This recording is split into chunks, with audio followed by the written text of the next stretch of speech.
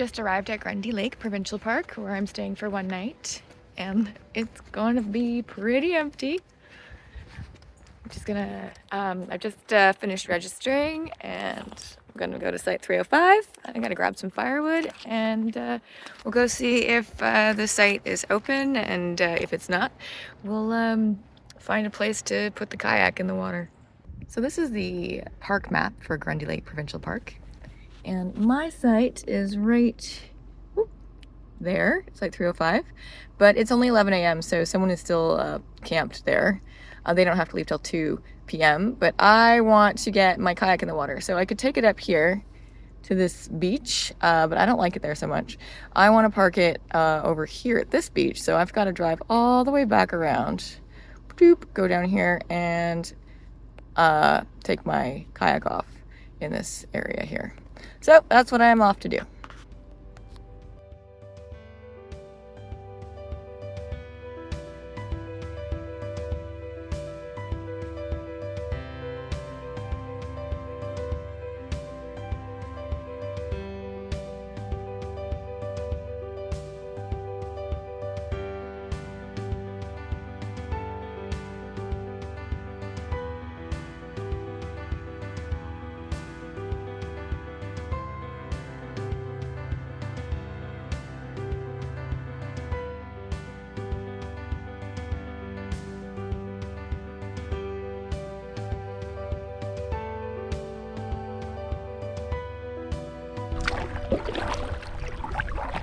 It's the last night that the park is open until it closes for the winter.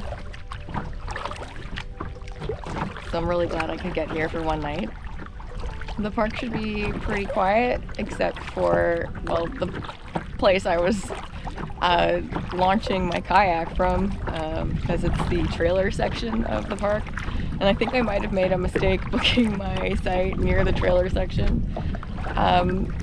I've always wanted to camp on the site that I selected, so I was kind of excited that it was available because it's the last night for camping.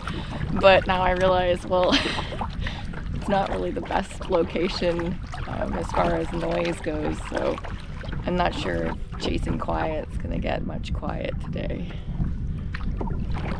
But it's nice out here.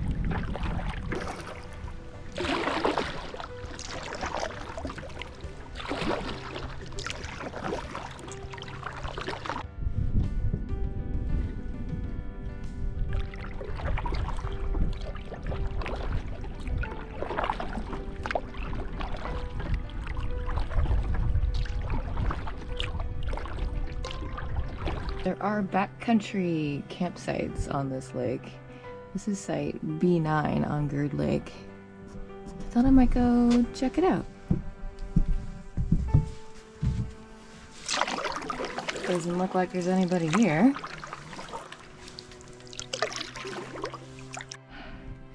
Well, landing my kayak and getting out of it was like way harder than I thought it would be. But I did it, and here we are.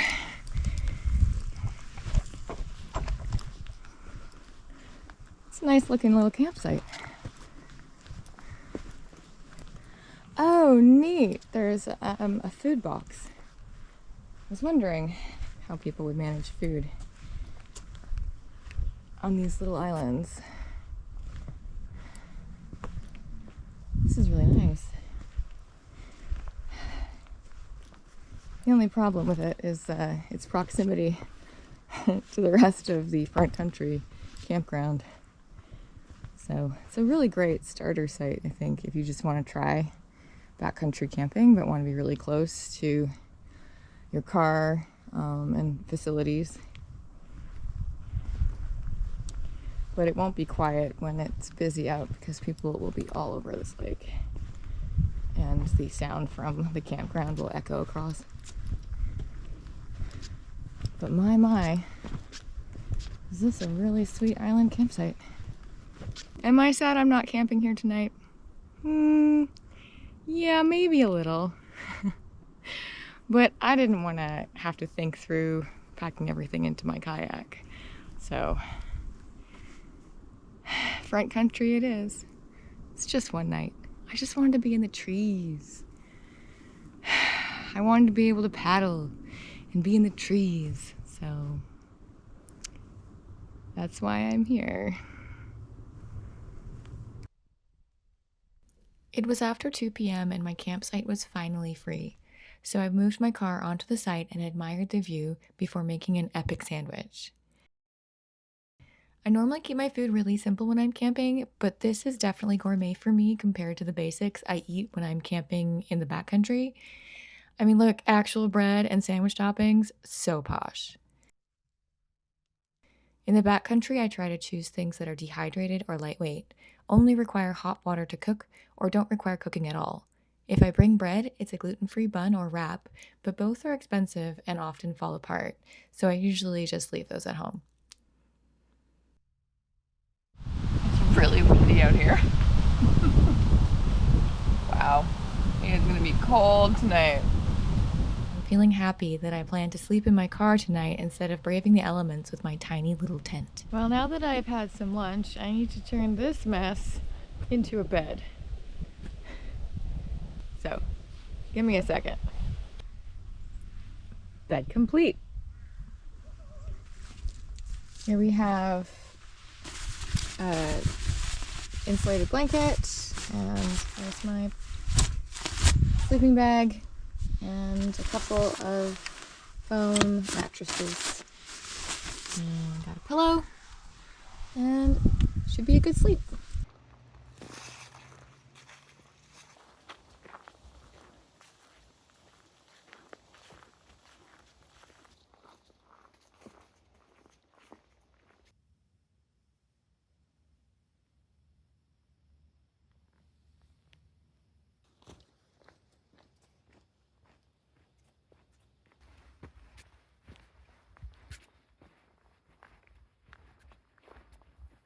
I didn't even know this place existed. This is backcountry site B10, I think. I believe this is called Beaver Lake, and it's just a tiny little lake. I'm not even sure if you can portage into it, unless you portage that whole trail I was just walking on. It's really secluded. It's really pretty.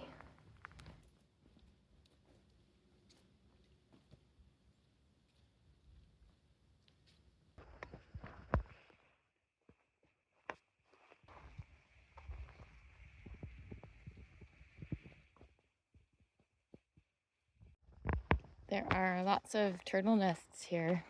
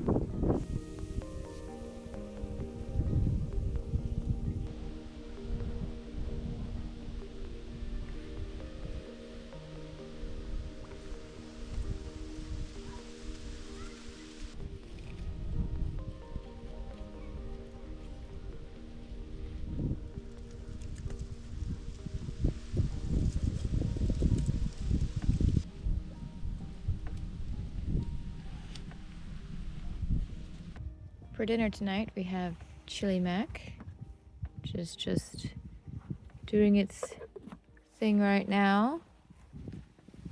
Once my chili mac is done rehydrating, I'm gonna add this cheese. And then I'm gonna look at this view in front of that fire, and it's gonna be good.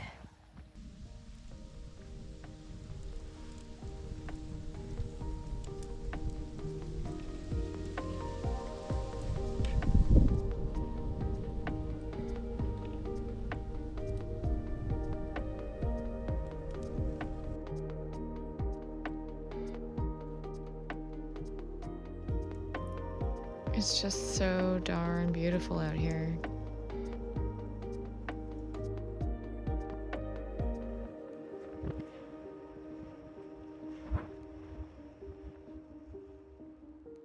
Good morning.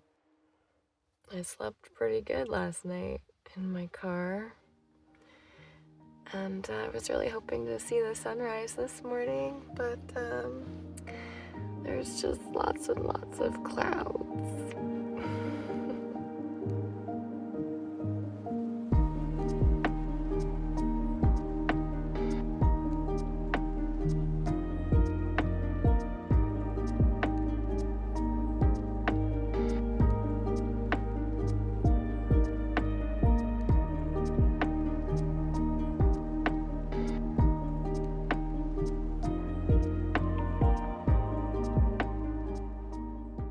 Good morning.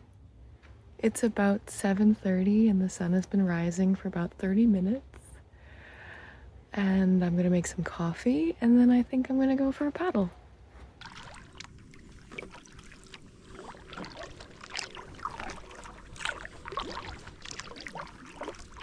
I've said it before and I'll say it again.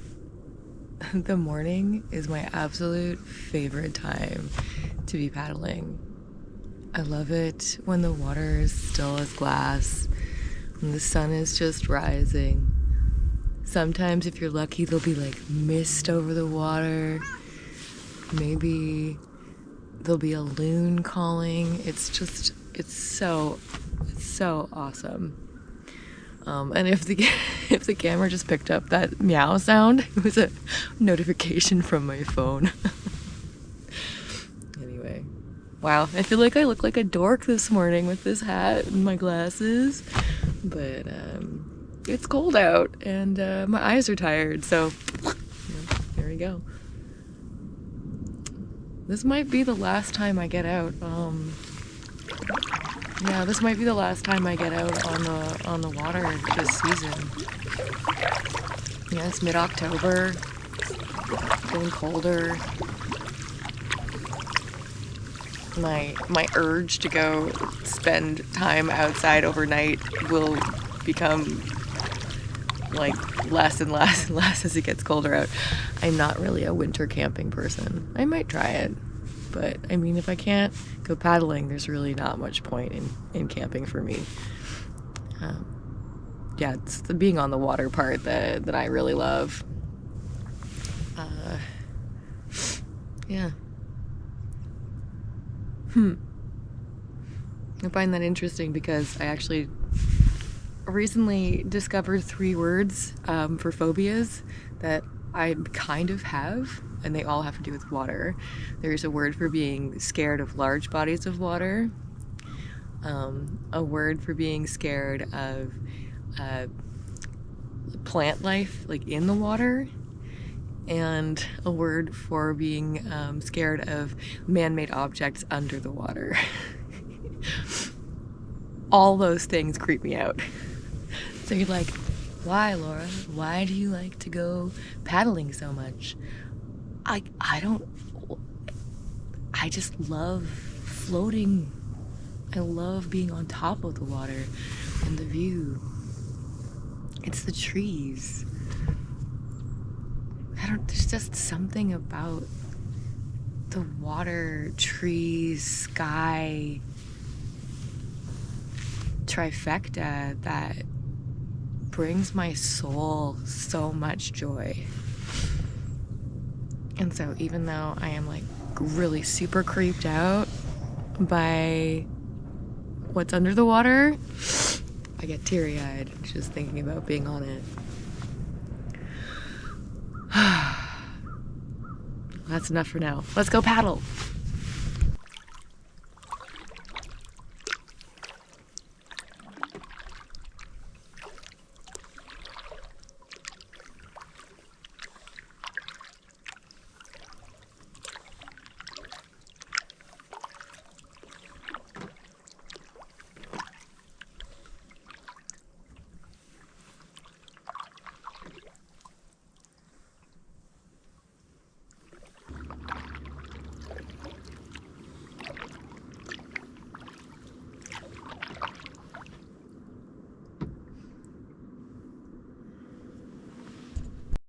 All right, time to make breakfast with a view.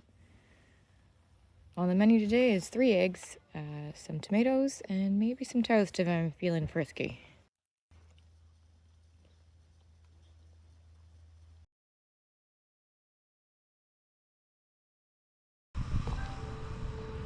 A new adventure has started. It's called Get Laura Home. All right, well, the guys tried to help me and can't get it to start, and I just got off the phone with CAA, so it looks like I'm gonna get towed home. So we'll see how that goes. I gotta finish packing up. I can't open my trunk because the only way to open it is through like power, and I can't get the car to turn on or anything. So yeah, I have no idea what's wrong with it. I've checked the internet. I've done all the things. So now it's tow truck time. So like I said, I'm gonna pack up and get the kayak on the roof and just wait for the tow truck to come. And then I guess the tow truck driver and I are gonna get to know each other really well because it's a 3 and something hour drive home. And if you're saying to yourself, why don't you just get towed to the nearest garage and have it fixed? Because if they can't fix it, then I'm gonna like today, then I'm gonna have to stay overnight somewhere, etc., etc. And well, my CAA pays for this tow, so I might as well go all the way home, take it directly to the mechanic near my house, and then I can easily get home from there if I can't get fixed right away. Because I don't want to be dropped off, not have it fixed, and then have to start this whole rigmarole all over again. So I'm hoping this is the path of least resistance. I have to admit, this is my first car. This is the first time I've broken down so far from home. Maybe after this I'll make a different choice, but this is the choice I've made for now, so we'll see what happens. And you'll get to meet my tow truck driver in an hour, or right now. So my tow truck driver is here, and we've got the car up on the bed, but I don't think he's gonna want to be on film, so check you later. We're about to get going, and here I am, and there's my car.